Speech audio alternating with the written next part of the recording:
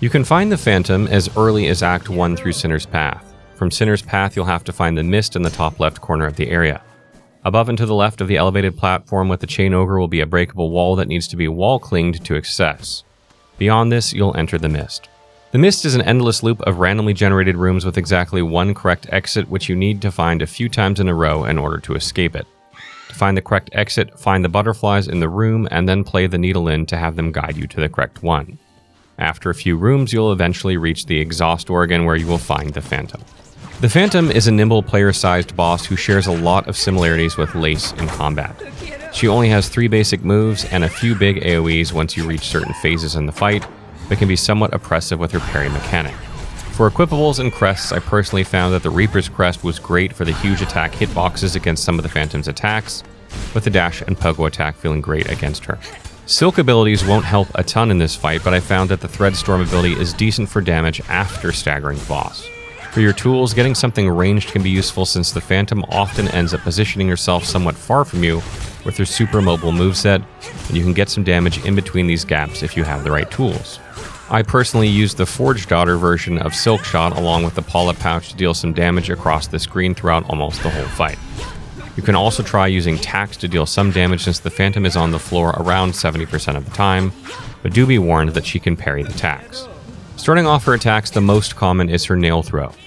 In this attack, she throws her pin towards you, which will stop after a certain distance, then she'll dash after it. If she's doing this on the ground, I recommend you just pogo the attack for some quick and easy damage.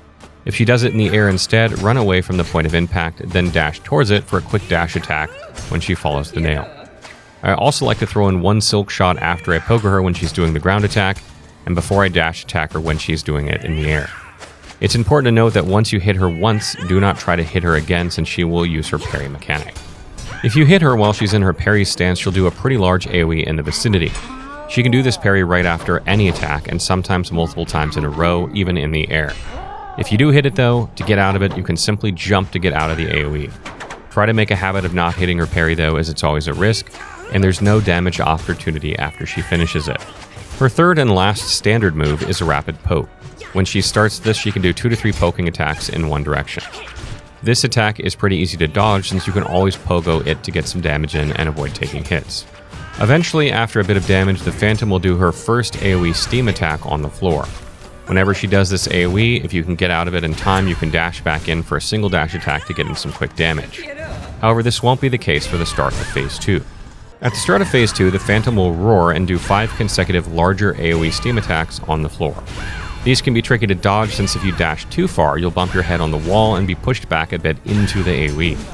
Try dashing from one side of the arena to the other for the start of this phase, focusing on the tempo that she spawns the AoEs, then try to get a dash attack in for the 5th attack. For the rest of the fight, she'll start disappearing in and out of combat often, doing some random steam AoEs and teleporting behind you.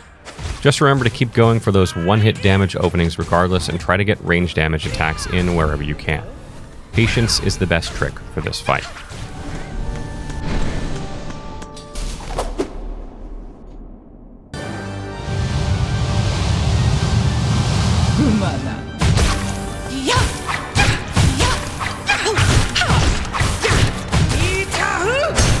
Quiero.